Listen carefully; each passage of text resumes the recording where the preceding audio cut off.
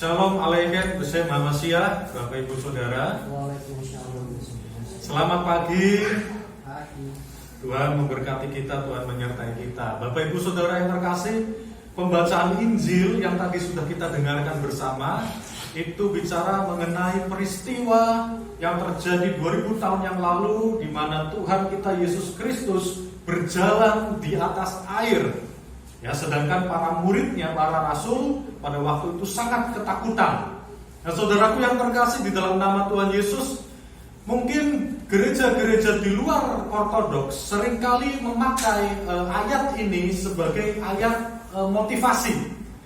Kenapa? Karena berjalan di atas air, Tuhan akan menolong kita berjalan melewati masalah-masalah ekonomi, masalah-masalah kehidupan, ya kan? Lalu Tuhan akan menuntun kita berjalan mengatasi segala masalah-masalah itu dan memberi kita berkat-berkat yang luar biasa. Amin. Bapak Ibu Saudara, kita melihat ayat ini di dalam kacamata inkarnasi Tuhan Yesus Kristus, Sang Sabda Allah yang menjadi manusia.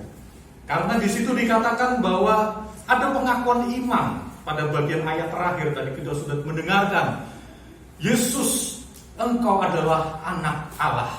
Saudaraku yang terkasih di dalam nama Tuhan Yesus, Rasul Petrus itu mewakili kita manusia, sedangkan Kristus adalah firman Allah yang menjadi sama dengan kita manusia. Ketika Yesus Tuhan kita berjalan di atas air, Rasul Petrus dan murid-murid yang lain begitu terkejut dan bahkan mengatakan bahwa itu hantu. Bapak Ibu Saudara yang terkasih, seringkali kita juga bisa demikian. Barusan kita sharing bahwa ada Yesus yang lain. Ketika Petrus mengatakan bahwa itu hantu, itu ibarat ada hantu, kalau diulang-ulang kan jadi Tuhan ya Bapak Ibu Saudara. Hantu. Ya. Jadi ada, Rasul Paulus mengatakan bahwa ada Yesus yang lain. Ada Yesus Barabas, ya toh? Ada Yesus Justus di dalam ayat yang lain. Dan ada ajaran-ajaran yang mengajarkan Yesus yang lain daripada yang telah diajarkan oleh para rasul. Nah, ketika Rasul Petrus dalam kondisi kemanusiaannya itu menggambarkan kondisi kita dahulu sebelum kita mengenal Yesus yang para rasul ajarkan. Kita menilai Kristus menurut asumsi kita, menurut pendapat kita, menurut ajaran pendeta A, pendeta B, pendeta C. Tetapi kita tidak tahu bagaimana Yesus Kristus menurut yang diajarkan oleh para rasul kudus. Saudaraku yang terkasih, Yesus memanggil Simon Petrus untuk keluar dari perahu untuk datang kepadanya. Demikian juga Tuhan Yesus memanggil setiap kita. Kita yang pada mulanya tidak saling mengenal. Saya tidak mengenal Pak Erwan, saya tidak mengenal Pak Herman, saya tidak mengenal Mbak Yunita. Tetapi Tuhan mempertemukan kita di dalam gerejanya sehingga kita bisa saling mengenal satu dengan yang lain. Tuhan memanggil kita dari kegelapan menuju terangnya yang ajaib. Apa itu terang yang ajaib? Tuhan Yesus Kristus sendiri itulah terang. Ketika Yesus memanggil Simon Petrus datang kepadanya, Kristus juga memanggil kita hari ini untuk datang kepada Sang Terang itu, Sang Terang sejati. Saudaraku yang terkasih, Petrus mengikuti panggilan itu dan dia bisa berjalan di atas air mendapati Yesus. Tetapi semua itu berubah ketika dia merasakan ada hembusan angin. Rasul Paulus mengatakan di dalam suratnya, ada rupa-rupa angin pengajaran. Saudara, sifat angin itu apa? Sifat angin itu datang dan pergi. Datangnya tidak tahu dari mana, kita tidak tahu. Perginya kemana juga kita tidak tahu. Kita tahu dari mana? Dari rasa. Ya, ketika ada angin yang berembus kita bisa merasakan. Tapi dia pergi kemana kita tidak tahu. Datang dan pergi. Kenapa Rasul Paulus mengibaratkan bahwa ajaran-ajaran lain itu ibarat rupa-rupa angin pengajaran? Karena ajaran-ajaran sesat di luar sana itu datang dan pergi silih berganti. Dahulu ada ajaran Toronto blessing, ya, tertawa dalam roh. Itu begitu booming. Sebelum itu tidak ada. Setelah booming, sekarang sudah tidak ada lagi. Jadi seperti itulah rupa-rupa angin pengajaran, datang dan pergi. Dan Bapak Ibu Saudara, banyak menyesatkan setiap orang percaya. Kita bersyukur di dalam kasih Kristus, Yesus memanggil kita sama seperti Simon Petrus untuk datang kepada terang yang sejati, bukan kepada hantu, bukan kepada Yesus yang lain, tetapi Yesus Kristus yang sejati. Tadi di dalam surat 1 Korintus kita sudah membaca bahwa tidak ada seorang pun yang dapat meletakkan dasar lain selain dari dasar Yesus Kristus.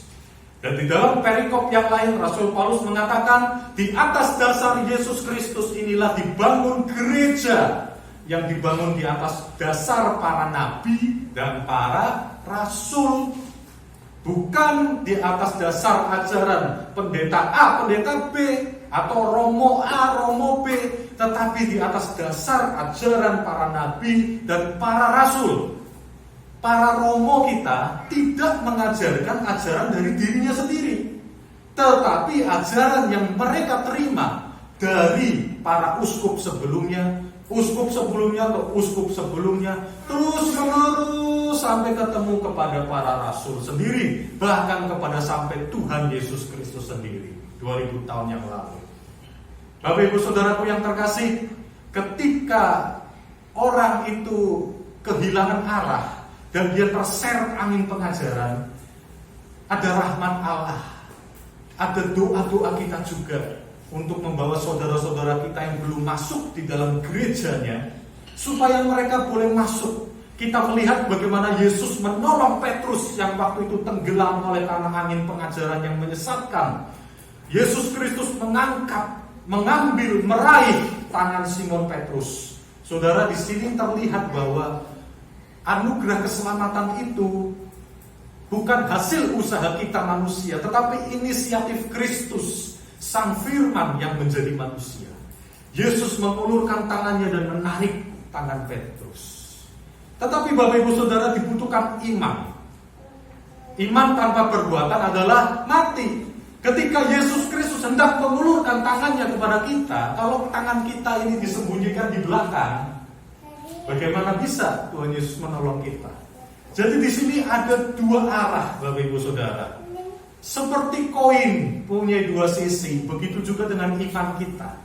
Iman harus disertai dengan perbuatan. Ketika Kristus menyelamatkan kita, kita beriman, kita mengaku Engkau anak Allah. Tetapi pengakuan itu tidak cukup. Butuh kita juga untuk bisa meraih, memberikan tangan kita kepada Yesus supaya Yesus bisa menggenggam tangan kita. Artinya butuh perbuatan. Iman tanpa perbuatan adalah mati. Paulus juga mengatakan bahwa kerjakanlah keselamatanmu dengan takut dan gentar. Artinya Bapak Ibu Saudara, sekali selamat tetap selamat. Tidak demikian. Kita sudah diselamatkan, kita sedang diselamatkan, dan kita akan diselamatkan. Bapak Ibu Saudaraku yang terkasih, inilah iman Kristen yang dibangun di atas dasar pengakuan iman Yesus Engkau adalah anak Allah. Jadi Bapak Ibu Saudaraku yang terkasih, bersyukur kepada Tuhan, kita semua tanpa terkecuali telah mendengarkan ajaran, telah menemukan terang sejati di dalam kekristenan. Ajaran kekristenan, ajaran para rasul, ajaran Tuhan Yesus Kristus itu sendiri yang diterus sampaikan sampai hari ini. Sebagaimana Yesus Kristus itu tidak berubah dalam Ibrani pasal yang ke-13. Dari kemarin, hari ini, dan sampai selama-lamanya, demikianlah juga ajarannya tidak berubah. Baik ketika Yesus itu ada, sekarang, dan sampai selama-lamanya. Tidak pernah ada perubahan. Karena iman yang penuh, kebenaran yang penuh, sudah tidak perlu ditambah-tambahin atau diimprovisasi atau dikurangin. Yudas pasal 1 ayat yang ke-2 sampai ayat yang ke-5 bahwa iman yang sempurna itu diberikan sekali untuk selamanya. Sekali untuk selamanya. Tidak perlu lagi ditambahin, tidak perlu lagi dikurangin. Sudah sempurna. Tinggal kita jaga apa yang sudah benar itu, apa yang sudah sempurna itu tinggal kita praktekkan dalam kehidupan kita sampai nanti akhirnya kita manunggal dengan Allah sebagaimana tujuan kita diciptakan, yaitu menjadi serupa dengan Allah, mencapai teosis. Dan inilah perjuangan kita, Bapak Ibu Saudara. Ketika kita mengenal iman ortodoks, kita akan dapat dengan mudah membedakan ajaran. Ya, di Rasul Paulus mengatakan ada karunia membedakan roh pengajaran. Ketika kita sudah mengenal mana yang asli, maka kita dapat mengetahui mana uang yang palsu. Kalau kita tidak tahu uang yang palsu itu bagaimana, uang yang asli itu bagaimana, tidak ada tolak ukurnya untuk kita bisa mengetahui mana yang asli, mana yang palsu. Tetapi kalau kita sudah mempelajari mana yang asli, mana yang genuine, mana yang murni, kita dapat dengan mudah membedakan ajaran yang tidak murni, ajaran yang palsu, yang tidak sesuai. Oleh karena itu, Bapak Ibu Saudara, mari kita sebagai umat beriman, kita hidup dan berakar di dalam gerejanya, di dalam Kristus Yesus, di dalam ajaran para rasulnya yang kudus. Oleh karena itu, mari kita menjadi seperti Simon Petrus yang mau meraih tangan Yesus yang sudah terulur kepada kita. Kita raih terus, kita pegang supaya kita bisa manunggal di dalam Kristus Yesus. Amin. Puji nama Tuhan. Kemuliaan bagi Sang Bapa, Sang Putra, serta Sang Roh Kudus, sekarang dan selalu, serta sepanjang segala abad. Amin.